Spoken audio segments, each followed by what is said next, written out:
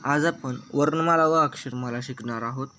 वर्णमाला शिकताना व्यंजनांचा उच्चार स्पष्टपणे करण्यासाठी ती नेहमी अकारांत सांगण्याची व त्या उच्चारास धरून पाय न मोडता लिहिण्याची पद्धत आहे. उदाहरणार्थ क, ख या पद्धतीने.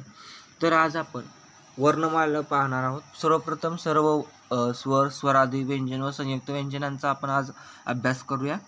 सर्वप्रथम स्वर अ, आ, इ, उ, ऊ, ऋ, ॠ, ऐ, औ, ओ आणि औ. स्वरादी अनुस्वार व विसर्ग, ज्याला आपण आधी व आ या पद्धतीने दर्शवत होतो. व्यंजने क, ख, ग, घ, ह, च, छ, ज, झ, झ, ट, ठ, ड, ढ, न, त, थ, द, ध, न, प, फ, ब, भ, म, य, र, ल, व, श, स, ह, ळ. याच पद्धतीने संयुक्त व्यंजने श व ञ. आता ह्याच पद्धतीने स्वर म्हणजे काय, तर स्वर म्हणजे उच्चार करणे, ध्वनी करणे. आत्ता जे आपण स्वर पाहिले म्हणजे अ ते औ यांना, या 14 वर्णांना आपण स्वर असे म्हणणार आहोत. स्वरांचा उच्चार करताना ओठांच्या किंवा जिभेच्या विविध हालचाली होत असतात. पण ओठांचा एकमेकांशी किंवा जिभेच्या कोणत्याही भागाचा मुखातील कोणत्याही अवयवाशी स्पर्श न होता मुखवाटे जे ध्वनी बाहेर पडतात त्यांना आपण स्वर असे म्हणणार आहोत. म्हणजेच काय, तर स्वरांचा उच्चार आपल्या तोंडावाटे सहज व स्पष्टपणे किंवा स्वतंत्रपणे होतो. स्वतंत्रपणे म्हणजे काय, तर दुसऱ्या कोणत्याही वर्णांच्या साह्यावाचून तो होतो. स्वरांचा उच्चार करताना हवेचा मार्ग अडवलेला नसतो. आता स्वरादी म्हणजे काय, तर स्वरादी आपण पाहिले जे अनुस्वार व विसर्ग या पद्धतीने लिहित होते. आधी कसं अम ओ आहा या पद्धतीने दर्शवत होते, त्यांना आपण आता स्वरादी म्हणतो.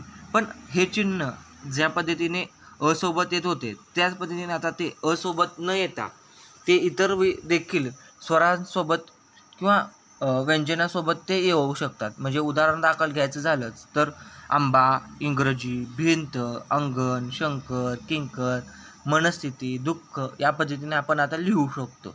अनुस्वर व विसर्ग यांचा उच्चार करताना या वर्णांच्या अगोदर स्वर येतो, म्हणून यांना आपण स्वरादी असे म्हणतो. आता अंगण म्हणलं किंवा शंकर म्हणलं तर याच्या आधी काय कसं होतं, यांचा उच्चार किंवा फोड करताना आपण कसं करतो, अ अधिक अनुस्वार म्हणजे अ येतं आणि अंगण असं तयार होतं. तसं शंकरांमध्ये कसं होतं, तर श अधिक अ अधिक अनुस्वार म्हणजे मिळून श असं तयार होतं. बरोबर आपण शंकर असं लिहू शकतो. आता दुःखमध्ये कसं होतं, तर द अधिक उ म्हणजे दू होतं आणि वर प्लस त्याला केलं तर विसर्ग म्हणजे ते दू या पद्धतीनं होतं. दू म्हणजे कसं, दू आणि पुढे दोन असे टिंब म्हणजे विसर्ग आपला. परत यातच अनुनासिक व अनुस्वार कसं होतं, तर अनुस्वाराचा उच्चार स्पष्ट व खणखणीत होतो. असे काही शब्द आहेत म्हणजे गंगा, घंटा, आंबा, उंट, इंधन इत्यादी प्रकारे. काही वेळा अनुस्वारांचा उच्चार अस्पष्ट ओझरता होतो. उदाहरणार्थ देवानी, घरामध्ये या पद्धतीने. स्पष्ट व खणखणीत उच्चारांना अनुस्वार असे आपण म्हणतो. तर ओझरत्या किंवा अस्पष्ट उच्चारांना आपण अनुनासिक असे म्हणतो. विसर्ग याचा अर्थ श्वास सोडणे होय. विसर्गाचा उच्चार अह या वर्णांना झटका देऊन उच्चश्वास सोडून केलेल्या उच्चारासारखा होतो. आता व्यंजन कोणती, तर आता जे आपण क ते ळ पर्यंत जे बघितले त्या सगळ्यांना आपण व्यंजन म्हणतो. ज्यांचा स्वतंत्रपणे उच्चार करता येत नाही असे ते व्यंजन अपूर्ण उच्चाराचे आहेत हे दाखवण्यासाठी त्यांचा पाय मोडून लिहिले जातं. आपण जेव्हा क, ख, ग असा उच्चार करतो तेव्हा त्यात अ हा स्वर मिसळून आपण त्यांचा उच्चार करतो. उदाहरणार्थ क अधिक अ म्हणजे कचा पाय मोडायचा आणि त्यात अ मिसळलं तर क हे तयार होतं.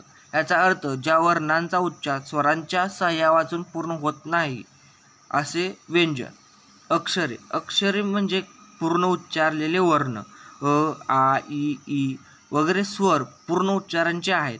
स्वरांचा वर्ण आणि स्वरांचा अक्षर यांत फरक असत नाही. क ख ग घ ही व्यंजने अपूर्ण उच्चारांची आहेत. यात अ मिसळून क ख ग घ ही अक्षरे तयार होतात. म्हणजे व्यंजने कोणती तर वर्णमालेत जेव्हा व्यंजन लिहितो आपण तेव्हा ते पाय मोडून लिहिले जातात. त्यात अ मिसळून आपण क ख ग घ ही अक्षरमाला तयार करू शकतो. सर्व स्वर व स्वरयुक्त व्यंजने यांना आपण अक्षर म्हणतो. वर्णमालेत व्यंजन हे आपण पाय मोडून दर्शवले जातो. तसेच अक्षरमालेत व्यंजने अक्षर स्वरयुक्त दर्शवले जातात. आता आपण अक्षरमाला बघणार. ज्या पद्धतीने आपण वर्णमाला बघितली त्या पद्धतीने आता ही अक्षरमाला देखील आहे. यात काहीच बदल होत नाही. आता स्वर कोणते तर अ आ ई उ रू ऋ ऐ औ आ औ परत ओ आणि औ. आता स्वरादी कोणते तर आता मगाशी सांगितल्याप्रमाणेच ओ आहा या पद्धतीने दर्शवले जातात. हे आधी दर्शवले जातात, आता तसं दर्शवले जात नाही. हे लक्षात ठेवणे गरजेचे आहे. व्यंजने कोणती तर क ख ग घ च छ ज झ ट ठ ड ढ न त थ द ध न प फ ब भ म य र ल व श श स व्ह व ळ. याच पद्धतीने संयुक्त व्यंजने कोणती तर श आणि ञ. आता बाराखडी आपण पाहायला गेलीच तर कसं होईल ते व्यंजनात स्वर मिसळून ते अक्षर जसे बनतात त्या पद्धतीने आपण बघणार आहोत.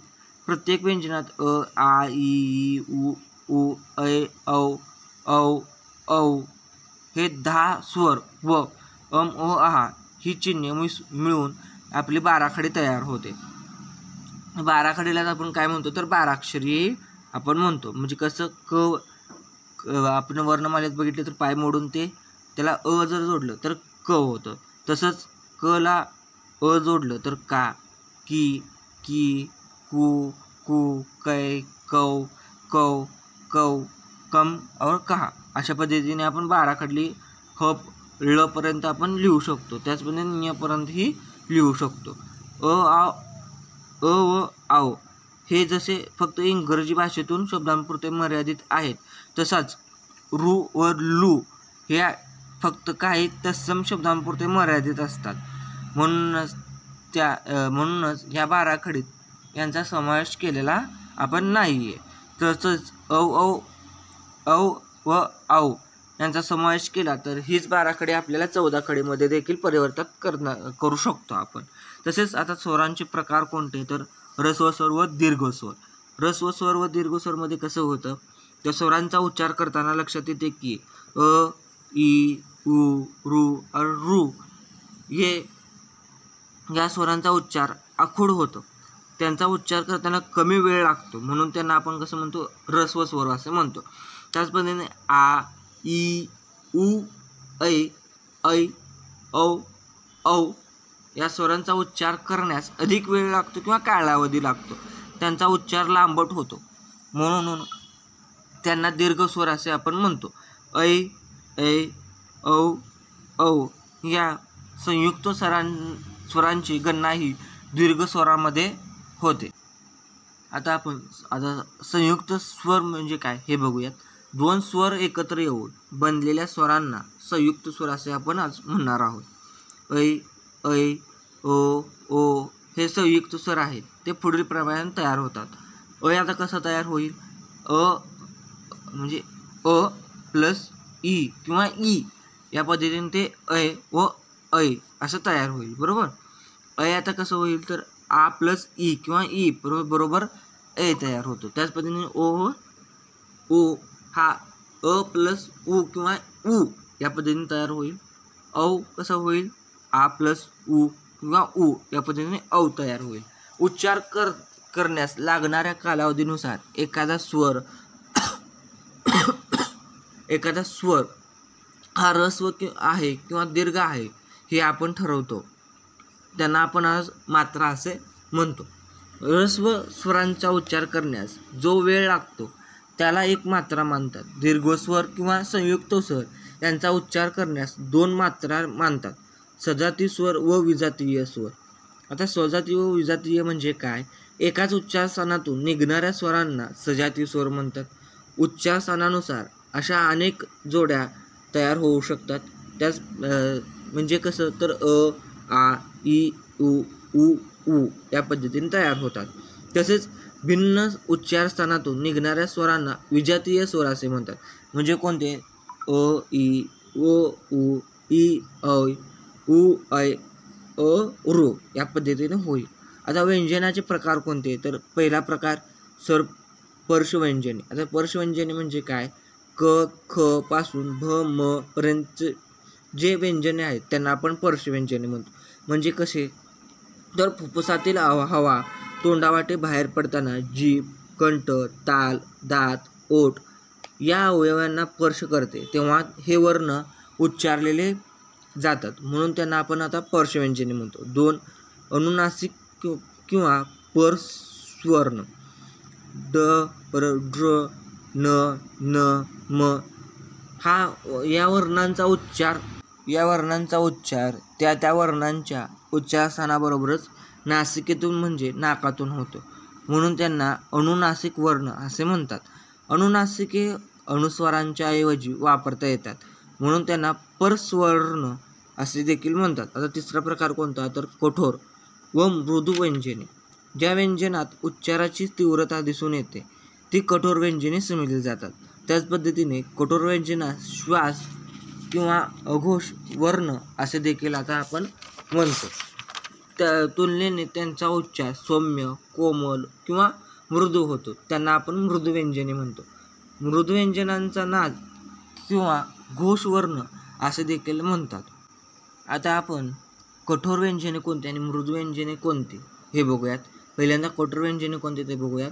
क, ख, ज, झ, ट, ठ, त, थ, फ, फ, श, श आणि स हे कठोर व्यंजन. तसेच मृदू व्यंजन क, ख, ज, झ, ड, ढ, न, त, थ, न, भ, भ, म, ह, य, र, ल, व, ळ ही मृदू व्यंजन. आता चौथा प्रकार अर्धस्वर व अंतस्थ व्यंजने. य, र, ल, व यांची उच्चारस्थाने अनुक्रमे इ, ऋ, ऋ, उ या स्वरांच्या उच्चारस्थानासारखीच आहेत. संधी होताना या स्वरांच्या जागी वरील व्यंजने किंवा व्यंजनांच्या जागी हे स्वर येतात. अर्धस्वर ही मृदू व्यंजने आहेत. आता अत्यंत कसं तयार होईल? अति अधिक अंत बरोबर अत्यंत. पित्रार्थ कसं तयार होईल? पितृ अधिक अर्थ. आता हे जे शब्द आहेत ते कसे तयार होतात? तर इ व य अधिक अ बरोबर य अधिक अ बरोबर अत्यंत असं तयार होतं. तसं पित्रार्थ कसं होतं? तर ऋ अधिक अ आणि र अधिक अ या पद्धतीने पित्रार्थ असा तयार होतो. आता पाचवा घटक कुठला? तर उष्मे व घर्षक व्यंजने. आता श, श, स यांना उष्मे किंवा घर्षक असे म्हणतात. उष्ण म्हणजे वायू. मुखवाटे जोराने उसासा बाहेर टाकल्याप्रमाणे या वर्णांचा उच्चार होतो. यात घर्षण आहे. घर्षणामुळे उष्णता निर्माण होते, म्हणून यांना उष्मे म्हणतात. यांचा समावेश कठोर वर्णामध्ये होतो. आता शेवटचा घटक आपण पाहणार आहोत महाप्राण व अल्पप्राण व्यंजन. आता अल्पप्राण व महाप्राण व्यंजन म्हणजे काय? तर अ या वर्णांचा उच्चार करताना फुफ्फुसातील हवा तोंडावाटे जोराने बाहेर फेकली जाते, म्हणून त्यांना महाप्राण असे म्हणतात. अशा ह मिसळून झालेल्या वर्णांना महाप्राण वर्ण असे म्हणतात. श, श, स यांचा उच्चारही वायूच्या घर्षणाने होतो, म्हणून यांनाही महाप्राण वर्ण असे म्हणतात. अशा रीतीने 14 वर्ण महाप्राण मानले जातात. उरलेल्या वर्णांना महाप्राण व अल्पप्राण व्यंजने ह या वर्णांचा उच्चार करताना फुफ्फुसातील हवा तोंडावाटे जोराने बाहेर फेकली जाते, म्हणून त्याला महाप्राण असे म्हणतात.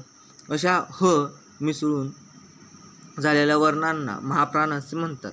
श, श, श यांचा उच्चारही वायूंच्या घर्षणाने होतो, म्हणून त्यांना महाप्राण वर्ण असे म्हणतात. अशा रीतीने 14 वर्ण हे महाप्राण मानले जातात व उरलेले वर्णांना आपण अल्पप्राण असे वर्ण असे म्हणतो. आता अल्पप्राण वर्ण किती, तर ते 20 वर्ण आहेत. ते जर आपल्याला पाहिजे असेल तर म्हणजे कठोर व्यंजन व मृदू व्यंजन, पर अल्पप्राण व महाप्राण व्यंजन यांचे जर तक्ता हवा असेल तर तुम्ही तसा व्हिडिओ करायचा असेल तर सांगा, ते आपण वेगळ्या सेक्शनमध्ये ते घेऊयात. धन्यवाद.